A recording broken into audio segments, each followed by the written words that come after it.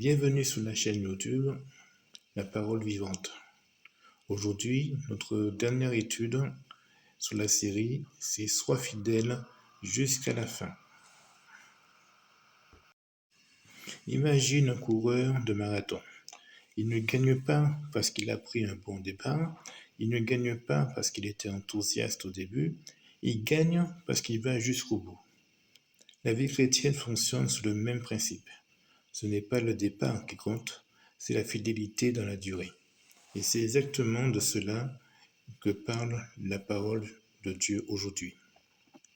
Prenons 1 Corinthiens 15, verset 58. Ainsi donc, mes frères bien-aimés, soyez fidèles, inébranlables, abondants dans l'œuvre du Seigneur, sachant que votre travail n'est pas vain dans le Seigneur.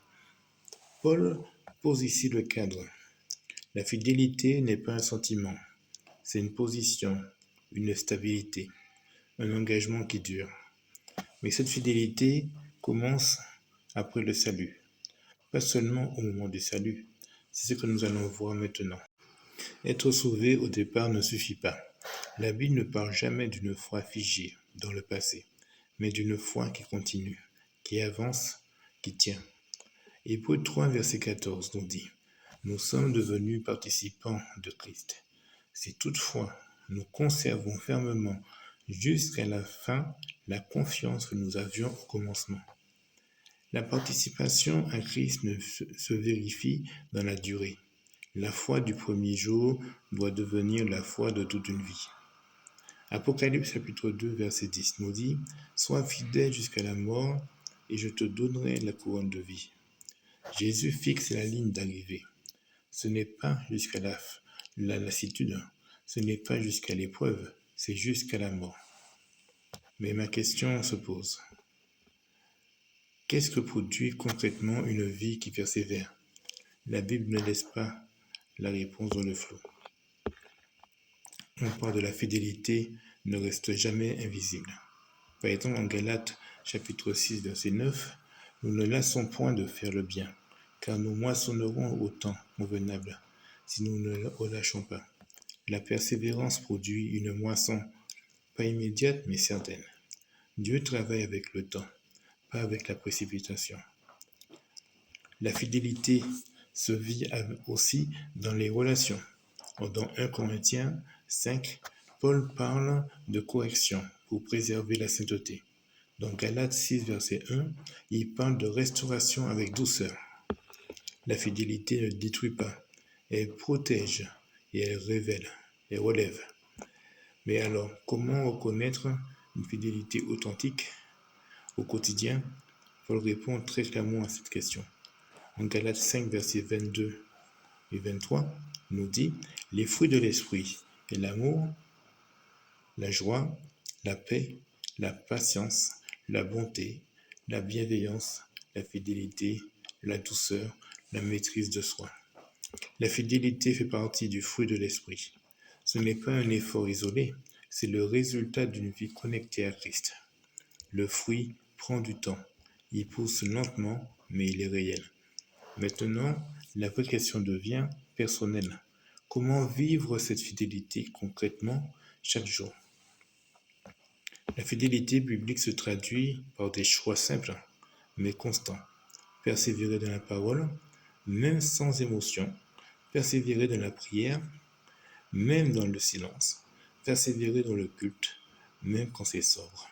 Et persévérer dans l'assemblée locale, même imparfaite. C'est dans la constance, pas dans l'intensité, que la fidélité se prouve. En conclusion, nous avons vu que la fidélité commence après le salut, qu'elle produit des fruits visibles, qu'elle reconnaît par un caractère transformé et qu'elle se vit par des choix quotidiens. Le Nouveau Testament est clair. Dieu appelle pas des chrétiens occasionnels, mais des chrétiens fidèles jusqu'à la fin. C'est le chemin de ceux qui demeurent en Christ. C'est le chemin de la couronne. En conclusion de toutes les leçons, les 7 leçons que nous avons vues, nous avons parcouru 7 messages, 7 étapes, un seul fil conducteur, revenir au christianisme biblique. simple, fidèle et vivant. Ces leçons ne sont pas théoriques, elles ne sont pas là pour informer seulement, elles sont là pour former, corriger et appeler à une foi authentique. Nous avons vu que l'Évangile est une puissance, pas une philosophie, qu'il ne se limite pas à un message entendu, mais à une vie transformée. Nous avons vu que la foi véritable appelle l'obéissance, pas une simple adhésion intellectuelle et pas une sécurité artificielle. Nous avons vu que la repentance biblique est un changement réel, pas un regret passager, mais un retournement du cœur, de la pensée et de la direction de vie. Nous avons vu que la vie chrétienne se vit dans la lumière, au sein d'une assemblée fraternelle, disciplinée et aimante, où la vérité et la restauration marchent ensemble. Nous avons vu que le culte n'est pas un spectacle, mais une adoration en esprit et en vérité, simple, sobre, centrée sur Dieu et sur sa parole. Nous avons vu que le fruit de l'esprit est le marqueur visible d'une foi réelle, enracinée et vivante. Et enfin, nous avons vu que le chrétien est appelé à la fidélité jusqu'à la fin. Pas jusqu'à la difficulté, pas jusqu'à la lassitude, mais jusqu'au bout. Elles disent aussi une chose très claire. Dieu ne cherche pas des croyants occasionnels, il cherche des disciples. Pas des auditeurs satisfaits, mais des hommes et des femmes engagés. Pas une église compliquée, mais une église fidèle.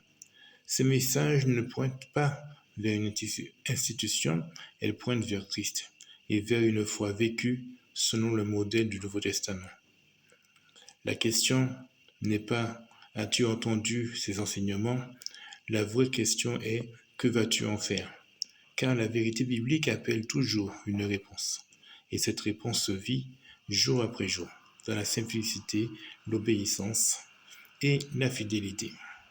Dans le prochain et dernier message, nous verrons comment commencer une église à la maison, sans structure lourde, sans tradition humaine, mais fidèle au modèle apostolique. Un retour aux origines, un retour à l'essentiel et un retour à la parole. Sur ce, je vous dis à très bientôt.